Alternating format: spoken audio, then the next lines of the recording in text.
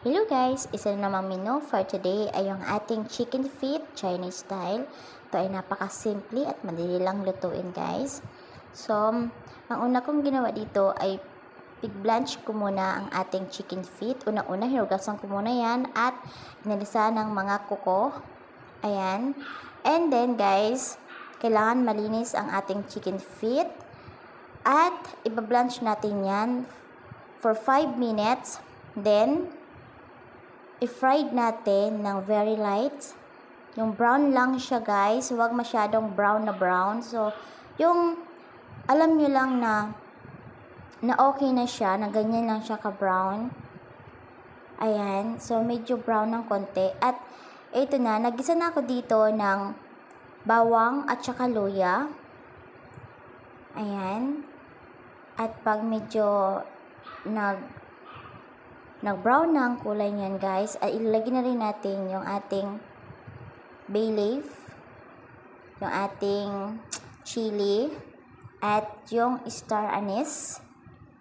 Yan. Yung bay leaf ay kailangan 3 or 4 ang inyong ilalagay para pampalis din yan guys ng lansa. At pag naamoy nyo na yung aroma, ilalagay nyo na ang black beans. So, pwede rin wala guys. Depende sa inyo. Pero ako kasi ginawa ko is Chinese style. So, may black beans. At pagkatapos nyan, lagyan natin ang chicken feet na pig-fried natin ng very, very light. Ayan. So, ayan. Meron tayo ditong cooking wine. Chinese cooking wine. Yan. Pag wala kayo guys ng cooking wine, pwede rin yung Shaoxing wine or basta wine ng Chinese. Pwede yan guys. At nilagyan ko na rin yan ng oyster sauce. Ayan, kailangan may oyster sauce ang ating niluluto. At mikos-mikos lang yan guys, ganyan lang. And then takpan natin ang ating chicken feet, and then after 5 minutes, lagay natin ng sugar, white or brown sugar. Okay na yan guys, pwede na yan. So, sa Chinese kasi guys is yung rock sugar. Yung rock talaga siya, yung bilog. Pero wala tayo nun is brown sugar or kaya white sugar. It's okay na guys. And then, lagyan natin ng water.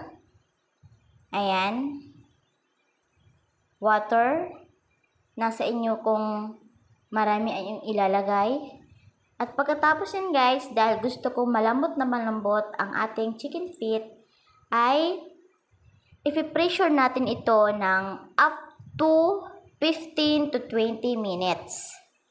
Ayan. Bago natin yan takpan, lagyan natin ng tomato paste. Ayan, kasi wala akong Chinese tomato, ginawa ko na lang is tomato paste. Ayan. So, pwede na rin naman guys, ganyan. And then, takpan natin. Lutuin natin up to 5 minutes, 15 minutes to 20 minutes. Yan. 15 to 20 minutes ang ating pagluto niyan guys. Ayan, pakuluan natin yan hanggang sa lumambot. At, ayan na, okay na siya. So, 15 minutes or 20 minutes. Yan, buksan na natin. Guys, make sure na yung pressure ng nyo ay hindi na siya tumutunog bago nyo buksan. Kasi, wow, mapuputokan kayo niyan. At ito na ang ating chicken feet Chinese style. Ayan.